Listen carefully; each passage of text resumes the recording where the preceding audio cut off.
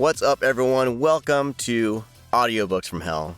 Back from a fucking 2020 hiatus.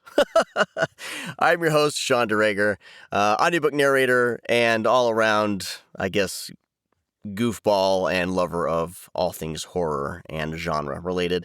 Thanks for being patient. I've been wanting to get back into this, and I finally said, what the hell? And I sent a good old A.S. Coomer a message, and he's down. So welcome to the podcast, A.S. Coomer. What's up, man? Yeah, thanks for having me, Sean. I'm always down. Down to Skype and chat about random shit. Hell yeah. Well, it's been a pleasure kind of getting to know you through narrating your books. I remember when you first fell onto my radar, I was at the time kind of perusing through acx.com, which is what I use to kind of book audiobooks, gigs, and you upload those for Audible and all that stuff. And I saw the cover for The Fetishists, and I was like, holy shit, that's my jam. So Yeah. I hope the book is good. And I did the audition, and the audition was really fun. I loved the style of it. It's very stylized, the way you wrote in that one. And then you somehow liked what I did, and the rest is history, as they say. And that was kind of one of my early audiobooks. Yeah, man, you did a great job. It's funny being an artist, someone in the performance arts and things like that. And I'm sure you're the same way. When someone says, you did a great job, in the back of my mind, there's always that voice going, you sucked, man. Does that happen to you? Yeah, man, it's kind of like back in the days when I played punk rock and stuff. We'd finish a gig and, we'd feel terrible about it. And you'd hear, great set, bro. Definitely. I mean, and I get that way, especially even with the earlier stuff that I did, because I've learned a lot since then. I've learned that I don't need to project, and I can just talk regular. But that book, man, that was it was like The Fetishist is like a crazy kind of torture porn ride through hell, and I loved that it was brief. I read it. I think I read it on the treadmill. Oh man. I read through that thing super fast when I was prepping it, and it's a brutal, crazy, fucked up, nothing ties together at the end, which I love ambiguity, in my storytelling. And, it's funny because all the negative reviews I read in the book when I was prepping it, and then even when the audiobook came out, it's like, those are all the things I liked about it. What was the inspiration for, let's start here. We'll talk about music in a second, but what was your inspiration for The Fetishists, especially? Since that was my first introduction to you. Yeah, it was a crazy little book. I wrote it in about four weeks. I had a LASIK eye surgery, and I couldn't drive or go anywhere, and I was recovering from it. And I was just taking these long, ambling walks out in the country in rural Hardin County. And I passed this house that had been abandoned for a while, and out of nowhere, I just had the idea for this house out in the middle of nowhere where there's a sex auction. And I kind of wanted to deal with America's worship of power and dominance with that book. So I kind of wanted to take somebody that was really stuck up, really focused on themselves only, and reverse their situation in the worst possible way I could. and the cover was actually really cool too. Matthew Rebert from Australia did that. Nice. I think he did a really good job. Yeah, and I don't know. I think and this was through Grindhouse. Is it publishing? There's Grindhouse Press. Yeah, because there's Grindhouse Releasing, which is a Blu-ray movies. Yeah. There might be a couple other Grindhouse things, but they do a fantastic job as well with all their kind of their art and their marketing. They kind of, what you're going to get when you buy a Grindhouse Press book for sure.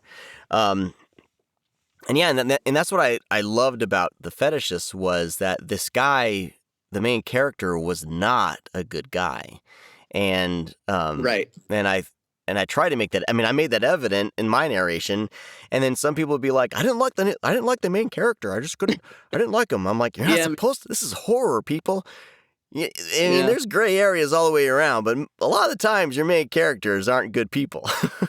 You know, I mean, I try not to read the reviews just because it seems like so many knuckleheads don't get it. You know what I'm yeah, saying? Like they think the fetishist is straight out and out torture porn. You know, like they think I wrote it just to get off on it. And that's not the case at all.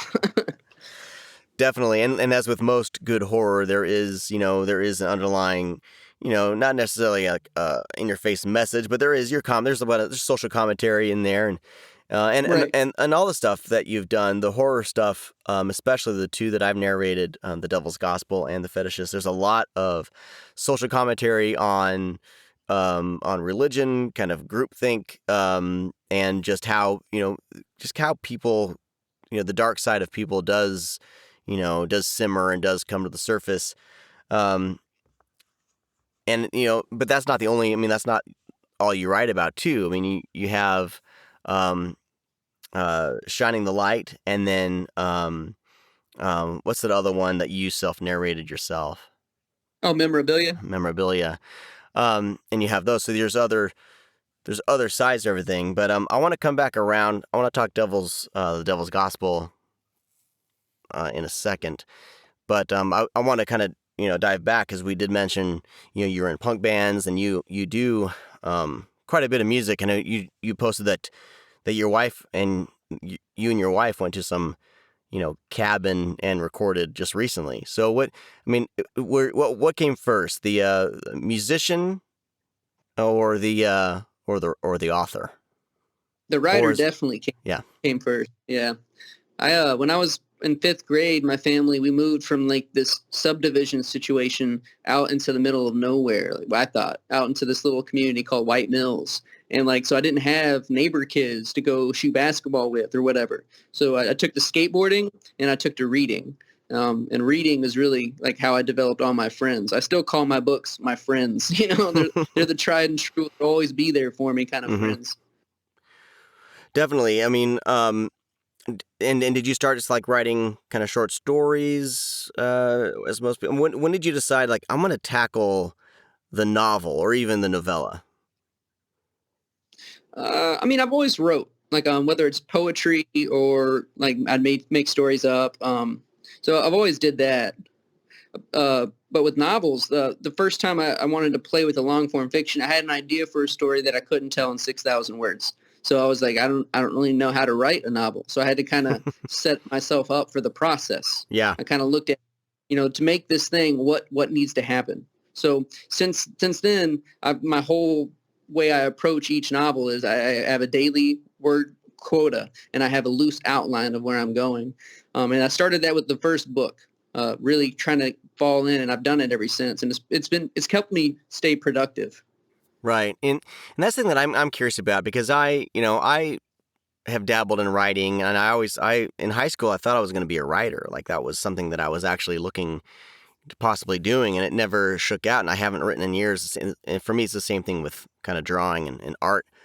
And I'm trying to kind of get that back. And I Yeah. do, and I'm like, I would love to someday tackle a novel, but I always kind of get scared when I start thinking of like the preparation and outlining, because I'm awful. I'm absolutely awful at any sort of like organization when it comes. Yeah. And that's why I like narrating a book. So I'm like, well, it's there. I need to make some notes, yes, but someone else has done like the really hard work for me. Yeah. I always keep like a really loose outline. I like to leave room for going wherever the story goes. And a lot of times I'll end up having to go back to the outline, which I always consider a working outline, and make changes as I write.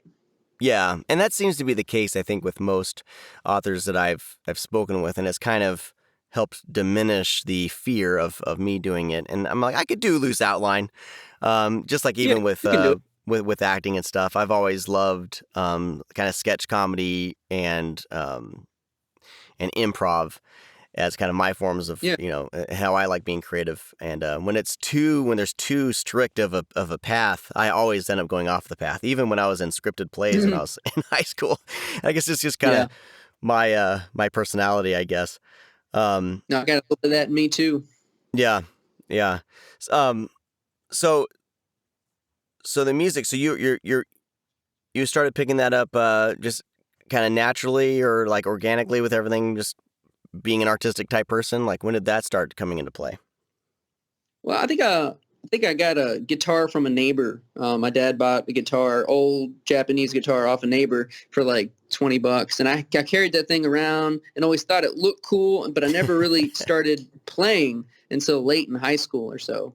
And then like naturally, like I didn't want to just do what other people did. I wanted to make something. So this whole songwriting kind of came naturally. Most of my early work up to this point has been narrative-based writing. All the songs are story songs. I'm just now starting to branch out into more, poem-related songs or songs that are more ambiguous. Sorry, you cut out there. You said ambiguous? Oh, yeah. I'm trying to work on more songs that aren't necessarily telling a story that goes from A to B to C. Yeah.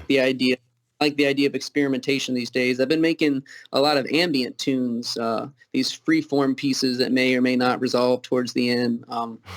They're running a whole bunch of synthesizers and guitars at each other and seeing what happens. Awesome. Yeah, I mean that's I've dabbled in songwriting myself, and a friend of mine that I write with, he is the more poetic, kind of ambiguous writer, and I've always kind of been the I guess the storyteller writer. So it's almost it's a weird conundrum when you're working, two people like that working together. What kind of, I mean, does your wife write as well, or what did you guys do out there in the woods?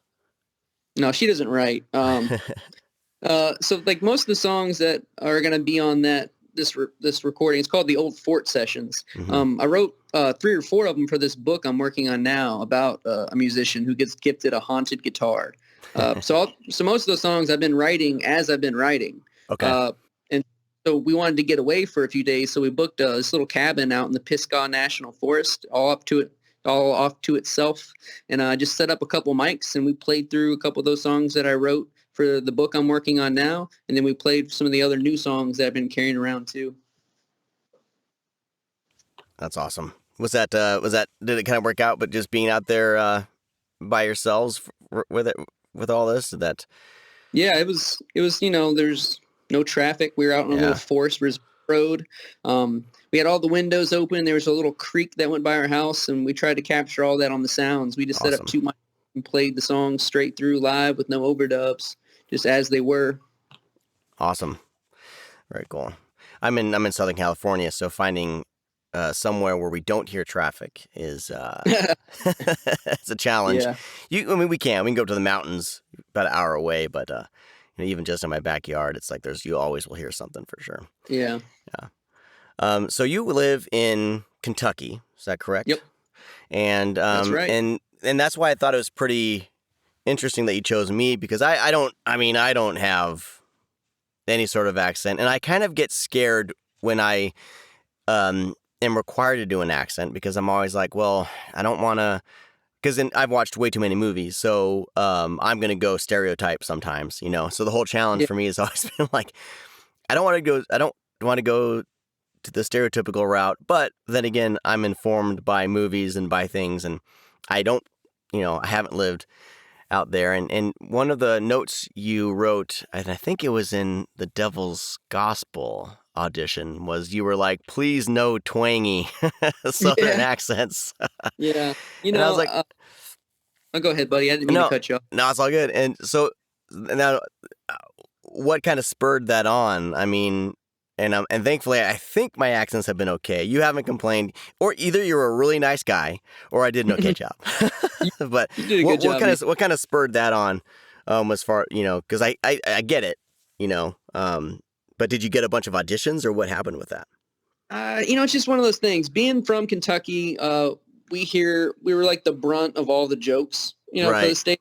And like in every movie that I've ever seen, nobody has portrayed a true Southern accent correctly. You know what I'm saying? It's not something that we try to do. And I think when people force stuff like that, it just ends up being kind of hokey, Right. Because you and I talking right now, like I wouldn't tell if you were from Kentucky or not. I don't, Yeah. So My accent comes and goes. It really depends on the level of inebriation sometimes. I gotcha. I found that when I lived in Oklahoma, I kind of developed a little slight, and I didn't realize I was doing it, but a slight kind of Oklahoman accent, which is kind of a very subtle kind of Southern accent. Yeah, man. When we lived up in Toledo, Ohio, my wife totally took on that northern accent. I had to keep telling her, I'm like, it's not, like you can't be doing that.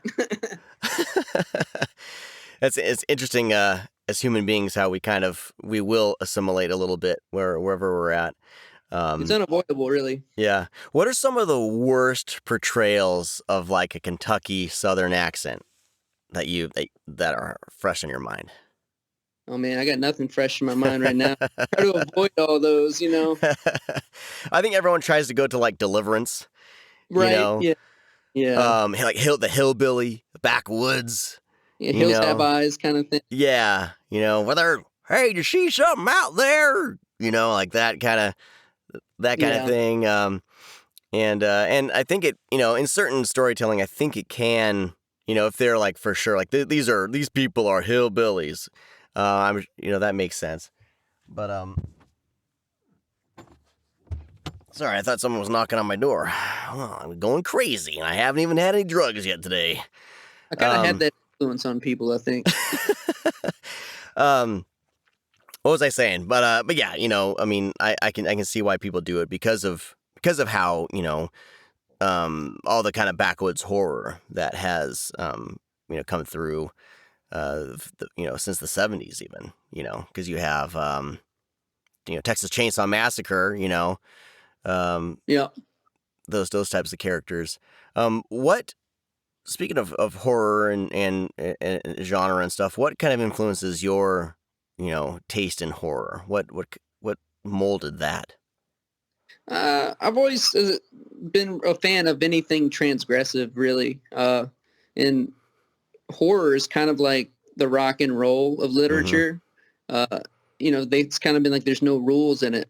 You can say and do and whatever you want, to tell a story. And so it's always kind of drawn me in. Yeah, I mean, I find that horror, especially in these days, horror is one of those genres that, well, I guess it always has been. It's always been kind of blamed for stuff. It's always like when it's talked about in mainstream circles, kind of whispered about, and only like the only things that really make it big are like ghost stories, hauntings, things like that. But what you're talking about, like the real transgressive horror, like the splatterpunk type stuff, stuff that like Brian Smith, or I've been talking to Brian Smith a lot lately because I'm preparing to do 68 Kill this fall, 1 and 2, which will be fun. But his writing style, because I did Kill for Satan as well. He's very. What's that? That was a really fun book. Oh man, Kill for Satan. Oh my God, I'm going to be having him on the show soon to talk about it. But that was probably one of the funnest times. I burned through it narrating it just because the style was like a B movie. Just like it was like everything. It was like I started reading it and I was like, I was born for this. Like this is like all the 80s movies I wasn't allowed to watch in a short little book. But I find that horror, like the transgressive stuff, some people, like the mainstream audiences don't, and I hate using the word mainstream these days because of, I almost like, mainstream media. But I find that, kind of your casual horror reader or viewer, the transgressive stuff is going to offend. And I've talked about this with Lucas Mangum as well, because he writes a lot of transgressive stuff that you're like, oh my God, I can't believe, you would write about that sort of thing. What are you thinking? Are you really a crazy madman? Are you really like, and like, what are your thoughts on that? I mean, because, before we started the show, we were talking about Marilyn Manson and, all the stuff that is in the news right now about him. So there's like this weird blend, right, with horror and things like that, and music and rock and roll, where there's the image, but then there's the personal life. But the image and the storytelling, it's supposed to be shocking. It's supposed to be, you're supposed to be offensive. Do you think there's a line with how you write? What are your thoughts on kind of the horror genre in general when you get past like ghost stories? Is there anything goes? Oh yeah, I'm a fan of put it all on the table. Of course, I'm a guy. There's a story though. You know, I Exactly. don't want to write torture scenes just because I want to make people squirm. Exactly. I genuinely enjoy telling stories. That's why Yeah. I'm a writer. I can dress them up however I want to. I can write in pretty much any genre that I want to because I get bored so easily. But horror, I keep going back to just because it just feels so right. hmm I find that with my narration when I narrate a certain genre, I just love narrating horror. I don't know what it is. I can do it easily. I can rock through those books. I record the books faster. I'm doing a sci-fi book right now. Really cool book, really good writing. But man, I'm like just chugging. I'm just slogging through it. But Yeah. like horror, for some reason, there's something about the writing style, or I don't know what it is, or maybe it's just my brain is just fucked up. Maybe that's it. Well, Like, there's horror's not just enough decapitations in this science fiction book right now. I need Well, some. horror is just so much damn fun, man. Mm-hmm. Like, there's always that heart pounding moment. There's always the shock value. It's everything you want from a heavy metal band, and you get to read it and make your own heavy metal band in your head.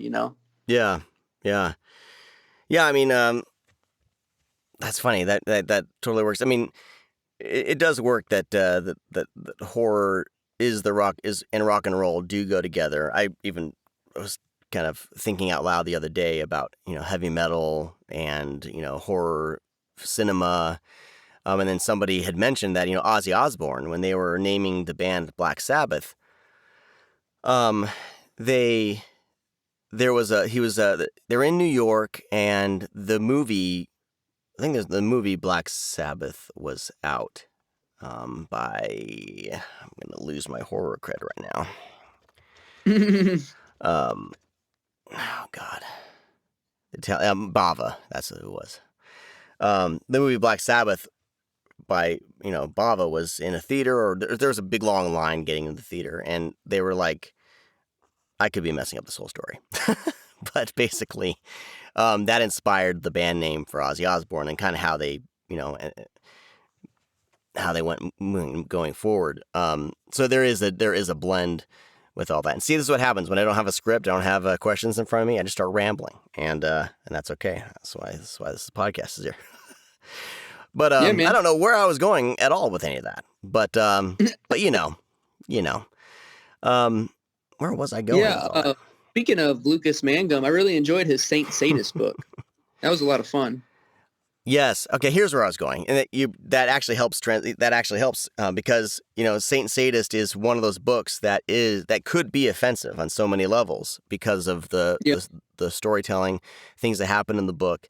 But like you said, there's a story, and Yeah. if there's just a bunch of mayhem, and I've seen the books, a bunch of mayhem and gore and everything with like zero story. Yeah. I've been like, yeah, I don't want to narrate that. It's just like. If there's no point for the suffering that's happening on page, if there's no point for dragging characters through certain scenarios dying, it's just it all is worthless. And it is the same thing with film as well, because I'm a huge horror movie buff, and I like the movies that generally tell a story. So this brings me to The Devil's Gospel, and I had some feedback. I'm like, well, it wasn't scary. And I was like, no, well, it is telling a story that is sprinkled with some violence, but you're missing the point. So let's jump into talking about The Devil's Gospel, because I I really enjoyed that book, and I appreciated the fact that it went places that I couldn't didn't expect them to go. It resolves itself in somewhat of an unconventional way, where you expect there to be the confrontation between, and I don't want to spoil anything, between the bad guy and the good guy, right? It kind of Yeah. goes in a different direction. What kind of spurred The Devil's Gospel? I love the um, I love that you use religion to kind of prop it up too, especially kind of this kind of messed up version of, even more messed up than regular fundamentalist Christianity. It's like a fucked up version of that even. Yeah, that book came from first of all, my love for the Red River Gorge in Kentucky. I grew up camping and hiking the place, and there's all kinds of neat stuff there, like the white-haired goldenrod, which serves as a big catalyst in the book. That's a real thing. It is endemic only there. And the second thing is that religious cults and then like dogmatic religion in general has always fascinated me. I've never been able to just like buy in the way people can, but I've always been fascinated to watch what people will do, how they will act, and who they will be when under these, when they're all drunk on whatever religion they're on. So I really wanted to play around with straight up American Christianity in a fun way, and that way I did was J.J. Cahn. He ended up coming up out of that. Nice. Yeah, I mean, it was pretty interesting narrating that during, this last year, where we kind of saw that we've been seeing that kind of bubble to the surface, I think, even more over the past 4 years. And I thought it was a very clever way to kind of bring that type of showing this kind of, cult and people's fascination with these leaders, and Yeah. why they may be fascinated with them. And even though he's a awful person, there's still something about J.J. Cahn in this book that people are still kind of attracted to. Yeah. So it was pretty fascinating narrating this book during that time, because you wrote this. It came out 2 years ago, right? Yeah, roundabout. Time is a weird thing for me these days. I know, it's me too. But yeah, but like I said, the past 4 years, I think I've seen that happen more, and I think that our society and people who are kind of more on the free thinking side of things are noticing that more. Like with this whole QAnon thing and everything. It's just People it's such. will use religion. Oh, go ahead, buddy. I didn't mean to cut you off. No. It's just it's a fascinating thing that I can't really figure out why. Because my wife and I have had a lot of these conversations. I'm like, why? Because we've had friends who just went off the deep end. Like, we're like, Yeah, what is going on? people will use religion to justify anything. Mm-hmm. Anything under the sun, people will find a way to justify it with religion. And that's something I keep going back to in my writing, like not even meaning to. It's just it's so fucking fascinating to me. Like, I got this book coming out in April through Grindhouse Press called Birth of a Monster. And it touches on how in America we worship violence, and we also can justify it with religion. And so it's kind of the perfect breeding ground for these serial killers. We breed them more than any other country in the world. I mean, they have them, but nobody has them to the extreme that America does. Well, and just how the news cycle will just our American society, look at, it just feeds off it. I mean, look at all of the true crime podcasts, the true crime docuseries on Netflix. Yep. All this stuff we are, and it must be an American thing. I mean, I think as humans, we've always kind of had that why. I mean, if you look at the ancient Romans, the Colosseum and things like that. I mean, there's always been there, but in modern society, yeah, I think Americans most likely are, more than other countries, are wired that way. It is, and it is just fascinating to kind of watch this kind of unfold, because I think social media, maybe we're more in tune to it. We see it more. Yeah. But no, you're absolutely right. I mean, Oliver Stone even. I need to go back and watch Natural Born Killers now. Yeah, So me too. I'm like, Oliver Stone was kind of touching on something here, more than I think we realize. Yeah, I need to watch that movie again too. Yeah, I can't wait to dive into Birth of a Monster. I'll be I'm scheduled to narrate that starting in December, maybe January of 2022. I'm trying to kind of get to it sooner, so we'll see. But Yeah. there's certain It'll take authors. you. Well, Go that's the ahead. thing. I saw like it's like it'll be 22 hours. I was like, oh my god, this is like the longest book. We go from like a short as hell book with the fetishists to Yeah. like 22-hour book. But I'm so excited to read it. The So story kind of dictates however long something's going to be. But with Birth of a Monster, I wrote it was 2 books. There was the first one called In Utero, and the second one was going to be Birth of a Monster. But we decided to combine them into one book.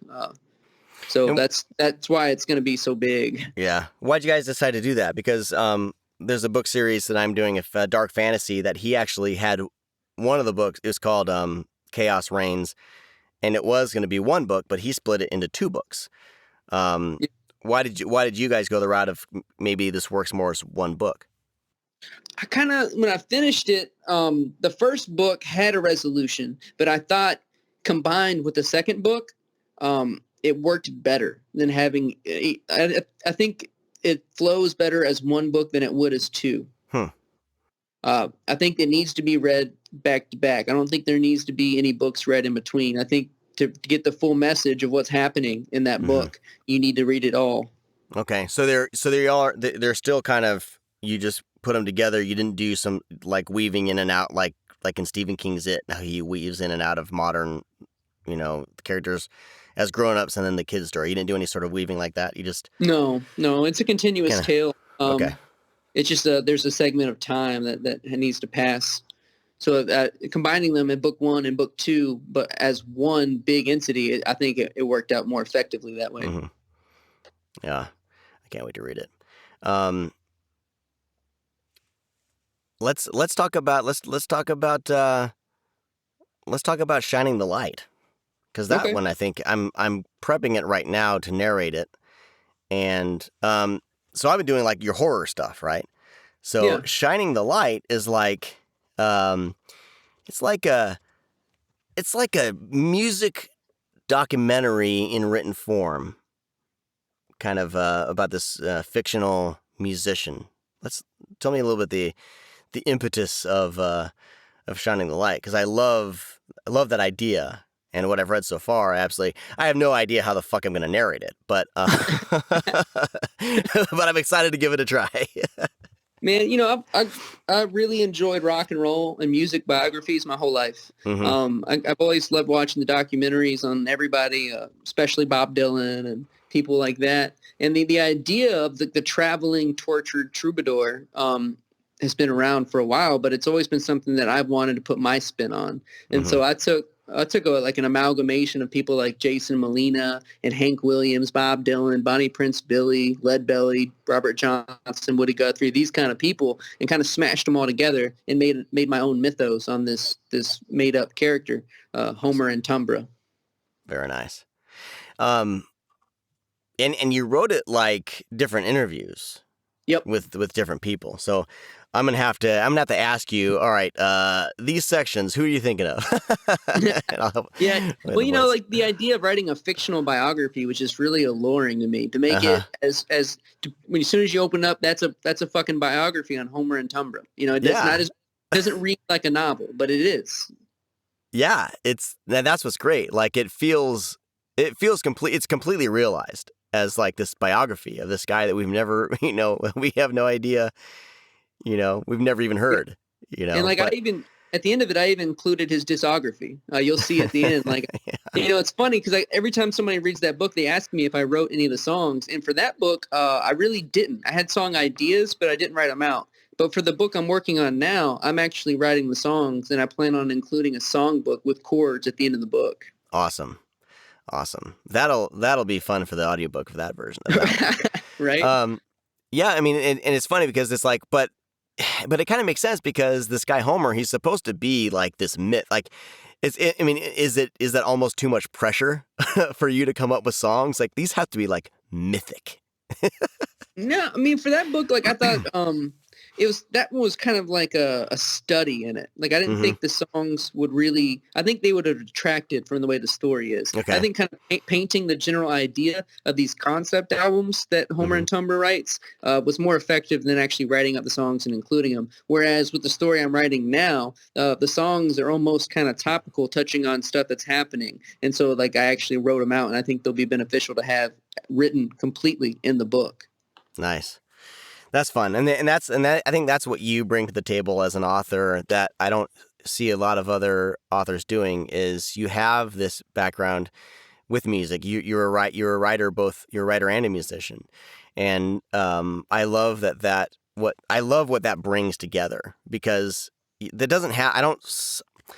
Maybe I'm not thinking of anybody off the top of my head, but I don't see that happen a lot. And there's almost so much you can do as a storyteller. You're like, well, what format does this story, what format can I use to tell the story? You have, a few different options. Do you think about that when you're thinking up story ideas, or you just kind of let it play out naturally? It usually kind of presents itself once you really start getting going. Like you'll have the idea, and then I have ideas for the way I want to tell the story. But then once I actually get to the computer and I put my fingers on the keys, like it usually comes out the way it needs to come out. I don't try not to force it. Mm-hmm. Yeah, that's good. I mean, but another musician that writes, who's done pretty well, Steve Earle. Steve Earle wrote a pretty cool. He wrote a novel called "I'll Never Get Out of This World Alive." And it was really interesting. The ghost of Hank Williams haunts this backdoor abortionist. Oh, man. It's pretty good. Wow, I have to check that out. Well, you look at Steve Earle's picture here. I just pulled him up. I'm like, yeah, he's a musician. There's no talent. Yeah. There's no question. Yeah, I mean, same thing with you. I see a picture. I'm like, oh yeah, of course, it makes sense. Yeah, I've been called a homeless Jesus before too, so I like it better. Yeah. Homeless Jesus. But Jesus was homeless, though. I mean, that's true. So, I mean, yeah. Yeah. If Jesus existed. And was white. and was white. Yes. It's such an American concept, isn't it? Like, oh yeah, Jesus is totally white. He looks like Kenny Loggins, right? He doesn't look like Kenny Loggins? What are you talking about? or oh my God. Anyway, this is gonna. I had another podcast called The Armchair Philosopher. This episode's kind of, can hit either or with the podcast. Maybe I'll just release on both feeds just for the fuck of it. There you go. Double the pleasure, double the fun. Yeah. That way each audience hears a discussion. No, but I'm from. There's very few. I mean, I always. It's weird being like a narrator of an author's words, and me starting to do this, I always felt, I'm like, this is just a weird gig to do, because I'm taking these words written down by someone else, and a lot of it is inspired by very personal things, and I'm just providing a voice for it. It's always been kind of a weird, just a weird dichotomy there. And I always am I want to make sure that I'm portraying the words properly, and that I feel like for narrators, that's a lot of trust to be put into us, and some do well, some miss it, so, but getting to know, you through your writing, and then has been a very interesting journey, and you've become one of my favorite authors. So even if you're like, Sean, you suck, I'm going to get another narrator, I'd be like, great, fantastic. I'm going to buy the book and listen to the audiobook anyway. No, man, you're doing a great job with them. I'm really excited to have worked with you so often. Yeah, I think you, Lucas Mangum, so far the top two that I've worked with the most. G.S. Scott, I'm doing his trilogy, and then he's going to be doing another trilogy, Dark Fantasy, he wants me to do. It's been cool. It's been cool kind of like becoming friends with really good authors, and so for me it's more than just spitting out someone's words. It's like, this is like really good shit. So the last thing I want to do is mess all this up. So I take it very seriously. And me and Lucas Mangum are also in this anthology that Grindhouse put together. Oh, yes. D.B. Hunt's Horrorama. Matt Yes. Matt Harvey from Exhumed also wrote a novelette for it. Awesome. It's a, Go ahead. I know I have it. I've been wanting to read it. It's sitting right there on my, it's right there, right next to my couch on top of my record player. The layout for that book is really neat too. It's set up like it's a old VHS sleeve, Mm-hmm. and inside, in between the stories, are like these old TV guide cutouts that are like, but it's about the stories that are in Horrorama. It's really neat and really well done. Very cool. Yeah, that's definitely one to check out. Grindhouse Press rocking that one like nobody's business. So you've worked with a few different publishers. I know Addle, is that pronounced Addle, right? Addle. That's a division, or that's split off from Grindhouse Press. But you've also done, is it 1111? Yep, they did Memorabilia. That's Memorabilia. So let's see. Well, I'm looking at the time. We'll close out talking about Memorabilia, because that's a very personal book of yours, and I want to chat about it. But what's been your experience working with these indie presses? Because the whole indie press is so different than like the top. I don't even know how many. These are like 5 like majors. Yeah. But with the indies, it's just like with indie music, man. It's such a fucking grind. And, and as like a narrator, people keep saying, well, you need to ditch the indies, you need to work in the indies, and then you need to get to the majors. And I'm like, but the indie stuff is just so interesting, and I see other narrators, narrating the latest, werewolf, vampire, love triangle, and here's some abs on the cover or whatever. Or like, oh, new lit RPG, whatever. Or, and I'm just, Another coming of age vampire story. Another coming of age, post-apocalyptic, romance, young adult. I get very jaded with that, and that's what I loved about, meeting authors like yourself and everything. Like the writing is so interesting. Therefore, me being the narrator, it's even more interesting because I know that I'm getting some good stuff to narrate. But it's such a grind. It is. Yeah, man. To make a living on this stage. What's your take on the independent stuff? I mean, we all want to make some money, but it's like you almost have to sometimes, not all the time. I mean, sometimes, like Adam Caesar's doing, he's blowing up, and that's great. I want him to make money. What's your take on all that? Is it stepping stones? Is it Yeah, I'm hoping it's a snowball effect. I've decided to make this my full-time thing about 4 years ago. I've been working every day, 2,000 words in whatever book I'm writing every afternoon, editing. I'm hoping it's the snowball effect and baby steps to something bigger, but you never know. You just got to keep making the art and not think about anything other than that. At least that's my approach to it. Yeah, I mean, and a lot of people I've talked to, because I'm in the same boat, is like, it's a grind, and I have a day job. So for me, the grind can get very frustrating. We're trying to juggle things and make it work, juggle family, but really, pursue what I love to do, and that is to tell. I love telling stories. I would love to, there's so much other stuff I want to do in this realm, but there's only so much time. Only so much time, and you got a family to take care of, and all this stuff. But but someday, one of these days before I die, I'll have at least a couple years of doing this full time. We'll see what happens. So, ending on a more like a personal note here, let's talk about Memorabilia, because you narrated that one yourself. What's Memorabilia about? Is it? I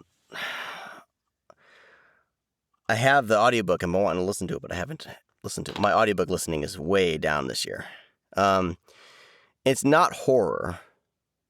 No, it's not. What's Memorabilia about? Tell me about it. Memorabilia, it came from kind of an existential crisis, thinking about like, I'm making all this shit, whether it's writing or art or music, and like, what's really the point? Like, does anything come from it? Like, and I really wanted to try to define an artistic path for myself through a book. And so I wrote this book about how we take everything that is created and kind of turn it into trinkets or memorabilia. And the story, I really wanted to mess with the narrative too. So like the line for line narrative of the story breaks down as this character slowly loses his mind. So it was really a lot of things. I wanted to kind of play with like the lastingness of art, like, and also, like what that can do to you. Like what it costs. Yeah. Well, yeah. I mean, we're all giving a little piece of ourselves. We're throwing it out, into the ether, Yeah. and hoping that some people listen or read or look at or watch or whatever, the art that we're putting out. And so many artists, I mean, you look at just even like the fine art, like, with paintings and things like, some art doesn't get popular or expensive until that artist dies. That's usually the way it works, though, isn't it? Yeah, so we're all kind of leaving these little, like, ribbons on branches, walking through this dense forest. We're all kind of leaving our mark and hoping that somebody eventually finds it.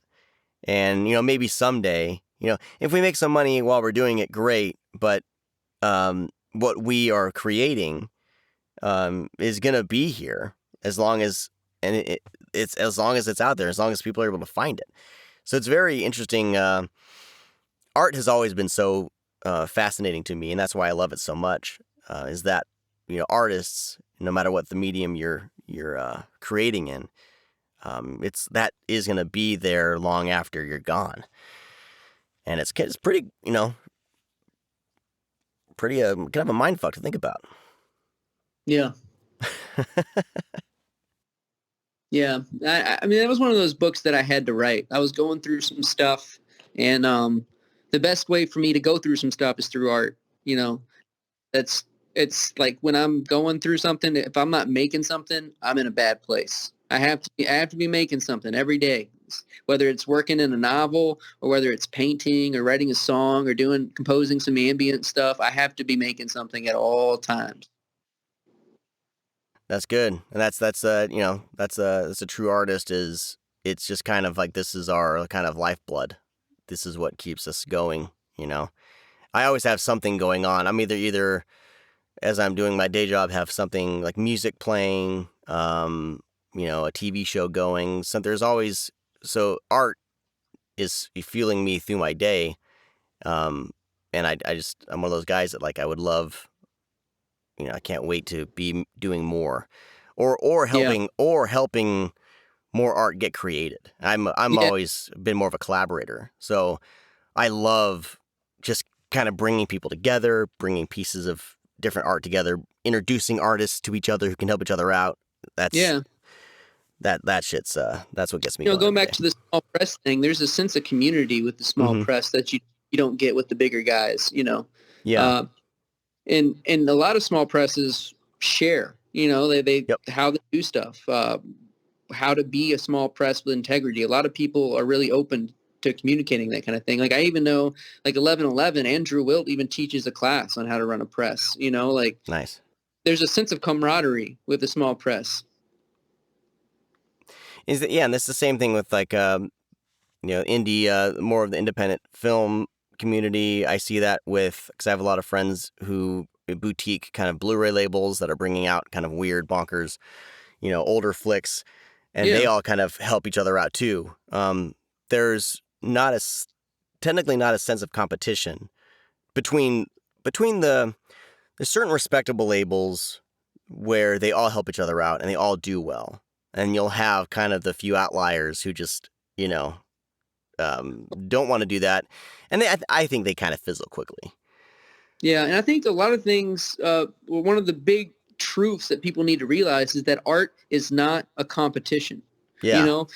People get so trapped when these things are like, well, my book is selling better than your book, or my book is not selling as much as your book, or whatever the fuck is going on. But art is not a competition. Art is an expression of self, and I think people need to keep going back to that. Sales figures does not indicate great art, Yeah. I was going to be cynical there, but I'm not going It's like, well, if it makes a lot of money, if it makes a ton of money, maybe it's shit. Maybe it's just shitty and is being consumed by people who don't want to think too hard. I don't know. That's like, that's my elitist brain coming out. Yeah. We can all get that way, I guess, as artists, art critics, whatever. There's a sense of kind of elitist snark that tends to happen in these circles. Oh man, well, I think we're running out of time here, but man, this is a good conversation, good shit. I think we covered everything that I initially wanted to cover, so that's good. I'm winning today. But yeah, let's see here. What am I doing?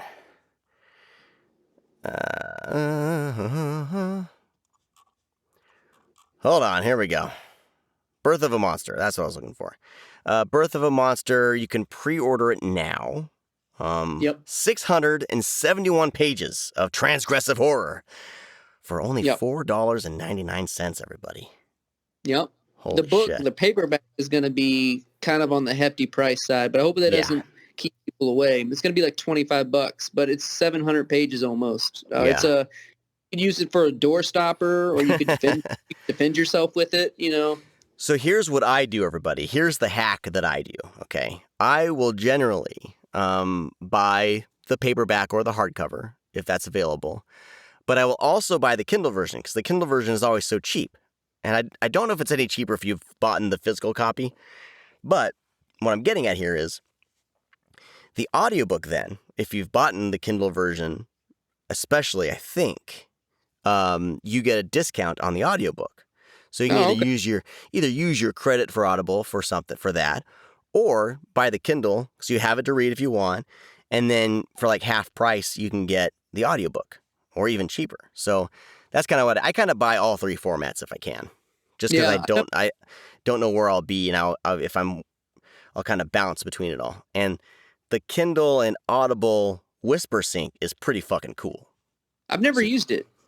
It's awesome. You can be listening to the book, and then you're like, well, I'm kind of tired of listening, so I'm gonna read. So you bring up the Kindle, you read, and then I'm done reading, and then you go back to the audiobook. Well, the audiobook will sync to where you left off reading on Kindle if you want it. Oh, that's cool.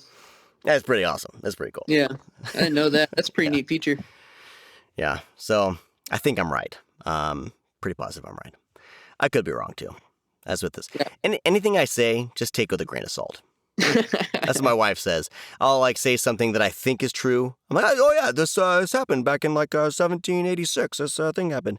And she'll be like, are you sure? I'm like, yeah, I'm pretty positive. And then I look it up and I'm like, I was wrong. I was completely wrong about that. Total bull. I am full of shit. All right. Well, A.S. Coomer, thank you so much for joining me on Audiobooks from Hell.